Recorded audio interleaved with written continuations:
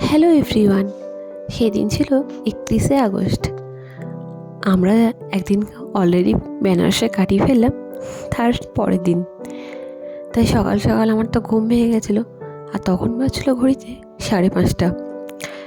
উঠেই বাথরুম সেরে একটু দাঁড়িয়ে পড়লাম ব্যালকনিতে। আর এখানে যা বীর হনুমান আছে,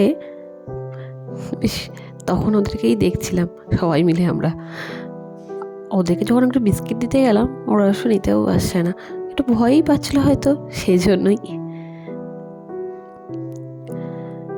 আসলে আমরা সকাল সকাল ওঠার আরও কারণ আছে। সেটা হচ্ছে আমরা সেই দিনকে অনেক সাইট সিন করবো বলে আমরা তাড়াতাড়ি উঠে পড়েছিলাম। তাই জন্য উঠে অনেকক্ষণ তো উঠেই পড়ে যাওয়ার পর দাঁড়িয়েছিলাম। তারপরে রেডি ফেডি হয়ে নিলাম, তারপর আমরা বেরিয়ে পড়লাম।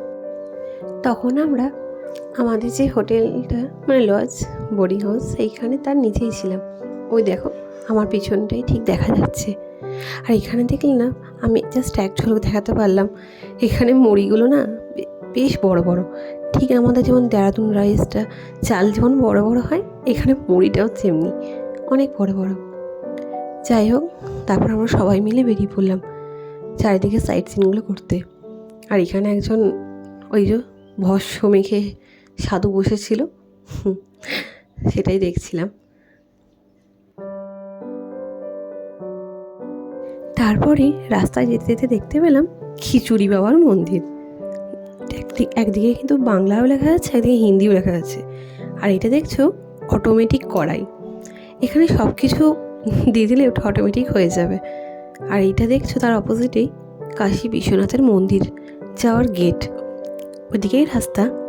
তাই আমরা সকালবেলা গেলাম না, সকালবেলা বাদবাকিগুলো দর্শন করে আমরা যাব, মানে 31শে আগস্টে গেছি, সেটা বিকাল দিকে গেছি। চলো তোমরা দেখতে পাবে। তারপরে আমরা গাড়িতে বসে পড়লাম। অবশ্য গাড়িটা কিন্তু ওরা তখন বুক করিনি, এটা ছিল। আর এই দেখো সবাই আমরা পিছনেই ছিলাম, এখানে মেয়ে মহলগুলো। আর ছেলেরা ছিল টোটো করে আসছিল। আর এটা ছিল আমার বর্মশায়েরই অফিসের একজন দাদা, তারই দাদার বাড়ি ছিল বেনারসে। আর এদিক থেকে দেখলে, কথা বলতে বলতেই দেখতে পাচ্ছি আমরা চলে এসেছি কালভৈরব মন্দিরে। আর এখানে চারিদিকে বেনারসি পান টান দেখে বেশ মনেই হচ্ছিল একটা পান হলে ভালোই হয়। যাই হোক, সেই দেখতে দেখতে চলে এলাম এই দিকটায়। আর এখানে বলে নাকি কালভৈরব মন্দির মানে এখানে কাশী কা কাতুয়াল। একসময় নাকি এটা প্রসিদ্ধ আছে, কথাও আছে যে ওনাকে দর্শন করলে নাকি তারপর সব দর্শন করা যায়। আর এখানে কিন্তু ঠাকুরের ভিডিও আমি ঠিক করতে পারিনি। এখানে অনেক মন্দিরেই আছে ভিডিও অ্যালাউ নয়, আর অনেক জায়গায় ফোন রেখেও যেতে হচ্ছে। তাই আমি ফোন নিয়ে যেতে পেরেছিলাম, ফোন আমার রাখতে হয়নি।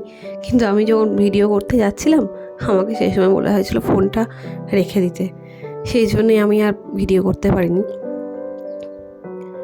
তারপরে চলে আসলাম এখানে পরের একটা মন্দিরে।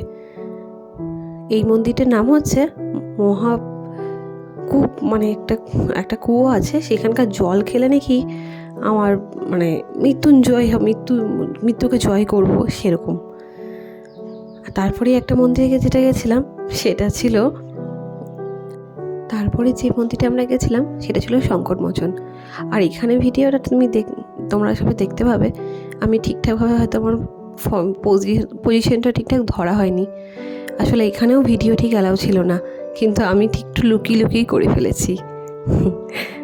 সব জায়গায় ক্যামেরা লাগানো, আর সব জায়গায় ফোন রেখে যেতে হচ্ছে, তাই আমি এখানটা ঠিকঠাক অত করতে পারিনি। এই যে বাইরেটা এরকম এবার তুলে দেখিয়েছি মন্দিরটা, আর যেটুকুই দেখাতে পেরেছি ওটাই অনেক।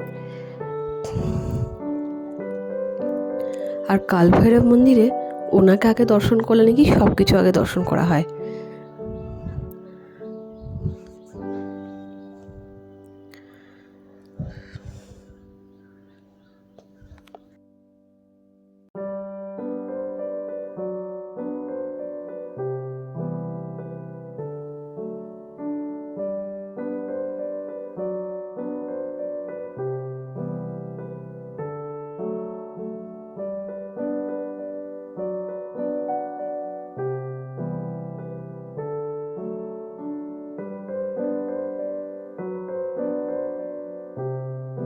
তারপরেই আমরা হাঁটি হাঁটি পা পা করতে করতে সবগুলো মন্দির দর্শন করে ফেললাম।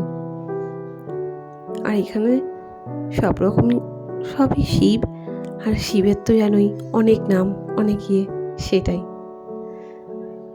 আর বললাম না, কিছু কিছু জায়গায় আমি ভালোভাবেই ভিডিও করতে পেরেছি, সেখানটা অ্যালাউ ছিল, ক্যামেরাও ছিল না। আর অনেক জায়গাতে মন্দিরের আগেই আমাকে রেখে যেতে হয়েছিল ফোনটা, শুধু আমার ফোন নয়, সবারকারই ফোন আর কি। আর এই যে কুয়াটার কথা বললাম, এই দেখো এখানে লেখাও আছে কিন্তু, এই কুয়োর জল খেলে শরীরে নাকি সব রকম রোগ মুক্তি হয়। আমরা অবশ্য সব খেয়েছিলাম। আর এখানে যে গাছের মানে যে গাছের পাতা হয়তো একটু বেরিয়েছে আর গাছের গুঁড়িটা ঘেরা আছে, সেটা নাকি বহু বছর পুরোনোকার মন্দির, মানে পুরোনোকার ঘর। আর এই যে একটু আগে যেটা বললাম, এটা হচ্ছে সংকট মোচন।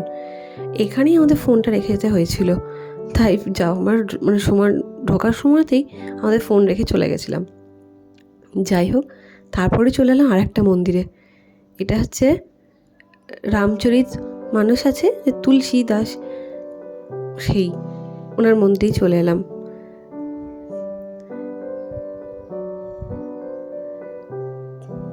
ঠিক আছে, যিনি নাকি রামায়ণ লিখেছিলেন তিনি। মন্দিরটা কিন্তু বড় ছিল বেশ। এখানে অবশ্য ভিডিও কিন্তু অ্যালাউ আছে, কোনো রকম ভিডিও যে করা যাবে না সেসব নেই, ভালো মতোই করা যাবে। তাই আমি কিন্তু ভালোভাবেই ভিডিওটা সব করেছিলাম। আর এখানে বিভিন্ন রকম পুতুল দিয়ে মানে রামের সব কথা, রামের যে কাহিনী, সেগুলোই তুলে ধরা হয়েছে। তোমরা সব তো রামায়ণের সব গল্পই জানো, সেই জন্য আমাকে আর কিছু বলতে হবে না, এখানে সব জানোই, দেখতেই পাচ্ছ।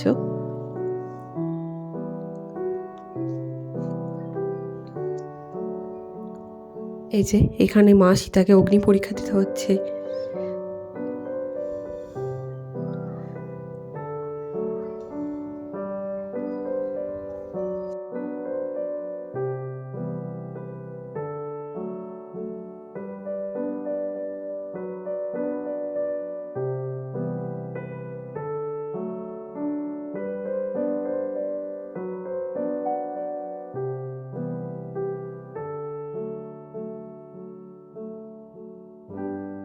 তারপরে আমাদের এই মন্দির দর্শন করে চললাম এবার বাড়ির দিকে, বাড়ি মানে ওই রুমের দিকে। তখন আমরা সকাল সকাল বেরিয়েছিলাম বলে, আর সেইখানে তো 10টার পর এতটাই রোদ হচ্ছিল, সেই জন্যই আমরা সকাল সকালেই বেরিয়েছিলাম।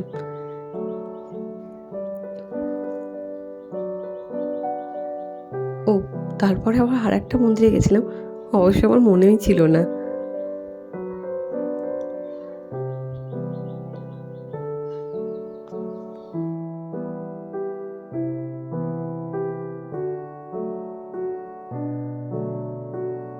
এই মন্দিরে কী নাম সেটা অবশ্য আমার জানা নেই, কিন্তু এখানেও সেই একই রুলস ছিল যে আমি ভিডিও করতে পারা যাবে না।